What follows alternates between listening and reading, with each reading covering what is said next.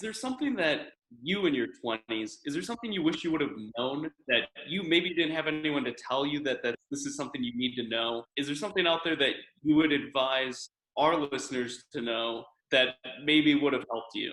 Find a mentor that's not in your field, but that you admire. And you would be amazed. And don't set your sights too low.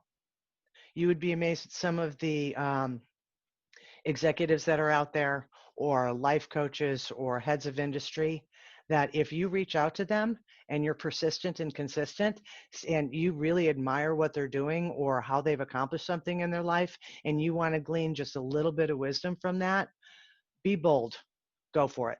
See if they can be your mentor.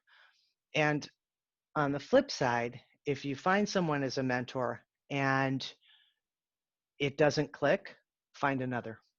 We'd love to hear more about your experiences as being a mentor yourself, because you value mentorship, and would love to hear, and I know our viewers would love to hear as well, how you've served as a mentor. In many different ways. It's funny because I started, I'm on the board of the International Association of Microsoft Channel Partners.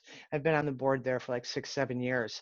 And we were Southern California is the largest chapter in the world, but we were the third to create the Women in Technology Group, which has now morphed into the WIT Network. And every year we do, it's all Microsoft partners. So Microsoft Inspire gets 35,000 people there for a week, and we hold mentoring circles.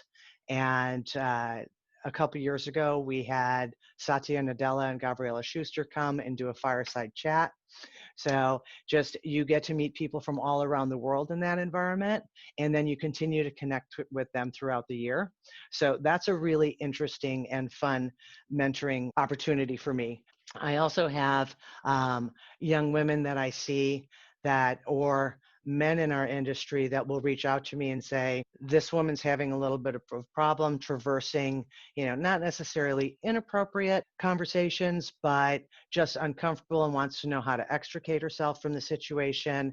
And also for a lot of the folks that have worked with me over the years, I'll usually pick one or two within the team and kind of rotate some of my mentoring. So they're not direct reports to me, but when I see a diamond in the rough, that's usually what I go after to try to mentor, be it from better vocabulary to, you only get one chance to make a first impression, so make sure you do it right.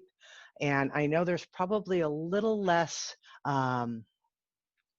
emphasis on that today in our environment today, but kindness and respectfulness and personal integrity, and making sure that you instill that. And in your 20s, you have the opportunity to be brash when you don't need to be, so don't be.